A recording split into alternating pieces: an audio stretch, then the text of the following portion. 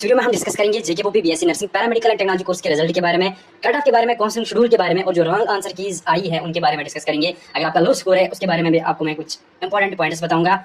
Without वो भी आपके क्या ऑप्शंस हैं, सब कुछ हम डिटेल में डिस्कस करेंगे। सबसे पहले आप सब लोगों से रिक्वेस्ट रहेगी कि अगर आपने अभी तक हमारी चैनल को सब्सक्राइब नहीं किया है, सब्सक्राइब जरूर करना। हम आपके रिजल्ट की बात करेंगे। मैं आपको बता देता हूँ, आपका रिजल्ट लगभग 30 से 40 दिन के बाद आ जाता है। आपका एग्जाम 26 मई को हुआ, तो 26 जून के बाद ही आपका रिजल्ट आएगा। रिजल्ट का डिपेंड करता है जेके पे, वो कब आपका रिजल्ट निकालते हैं, कब आपकी जो मार्किंग प्रोसेस वो कंप्लीट हो जाती है, उसके बाद ही आपका रिजल्ट आ जाएगा। इसके अलावा मैं आपको बता देता हूँ, जो आपका रिजल्ट है वो रिवाइज्ड आंसर कीज के बेस पे बन जाता है। अब ये रिवाइज्ड आंसर कीज कब आ जाएंगी, कब आपको पता चलेगा कि नई आंसर कीज आई है, तो मैं आपको बता देता हूँ, आपका रिजल्ट आता है पीडीएफ फॉर्मेट में, उसी के साथ अटैच होती है कि रिवाइज्ड आंसर कीज। अब ये रिवाइज्ड आंसर कीज क्यों आती है, इसके रिगार्डिंग मैं आपको बता देता हूँ।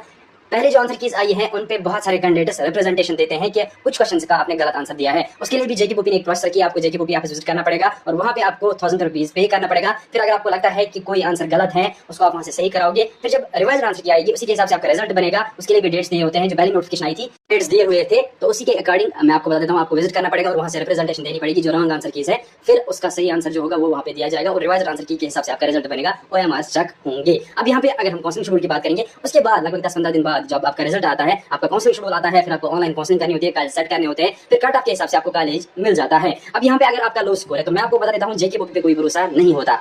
इसमें बहुत सारे कॉलेज जो है उनकी सीट्स वैकेंट रह जाती है, बहुत सारे कैंडिडेट जाते नहीं है, उनको राउंड पे राउंड करना पड़ता है। तो इस साल मैं आपको बता देता हूँ, अगर आपके 20 से ज्यादा पॉइंट्स, पिछले साल भी 20 काटा गया था, तो आप खुद को थोड़ा बहुत सेफ मान सकते हो। बाकी ज्यादा सेफ जो कैंडिडेट है वो 30 से अबव, इनके 30 से अबव पॉइंट्स हैं, उनको कुछ ना कुछ मिल जाएगा, कहीं पे प्राइवेट कॉलेज मिल जाएगा, कोई ना कोई कोर्स मिल जाएगा, तो वो खुद को सेफ समझ ले। इसके अलावा जिनके 20 से अबव है, उनको भी लगभग 20 to 30% चांस है। ज्यादातर मैं आपको बता देता हूँ, कम स्कोर पे लिया जाता है, क्योंकि बहुत सारे कैंडिडेट ज्वाइन नहीं करते और ये राउंड ज्यादा नहीं कराना चाहते। जेके वाले पिछले साल उन्होंने डायरेक्ट 2 कर दिए थे और सेकंड राउंड में ही इन्होंने 20 कट ऑफ कर दिया था। तो इससे आप समझ सकते हो कि अगर आपके लो पॉइंट्स हैं, तभी आपको कोई चांस बन जाता है प्राइवेट कॉलेज मिलने का, या कोई गवर्नमेंट कॉलेज भी मिल सकता है, लेकिन किसी पर्टिकुलर कोर्स में। अब यहाँ पे अगर हम विदाउट बोपी के ऑप्शंस के बारे में बात करेंगे, तो आपके पास बहुत सारे ऑप्शन है। PM SSS है, स्कास्ट है, इसके अलावा JK है, या आप कहीं पे प्राइवेट एडमिशन भी ले सकते हो। इसके अलावा मैं आपको बता देता हूँ, 12th बेस्ट पैरामेडिकल डिप्लोमा के फॉर्म्स हैं, जेके बोर्ड के फॉर्म्स हैं। तो इन सब पे अगर आप डिटेल में वीडियो पाना चाहते हो, तो उसके लिए आप कमेंट सेक्शन में हमें जरूर बता देना। जो जेके के अंडर कोर्स होते हैं बीएससी नर्सिंग और पैरामेडिकल टेक्नोलॉजी में, वही आप कर सकते हो। JK PM के थ्रू भी कुछ कोर्स कर सकते हो, बीएससी नर्सिंग वगैरह या बी फार्मेसी। इसी तरीके से JK में आप anaesthesia, OT, BPT, BSc nursing कर सकते हो। इस तरीके से 12th बेस्ट डिप्लोमा में आप डिप्लोमा करके फिर लेटर एंट्री में BSc कर सकते हो। तो बहुत सारे आपके पास ऑप्शन है बोपी के अलावा भी।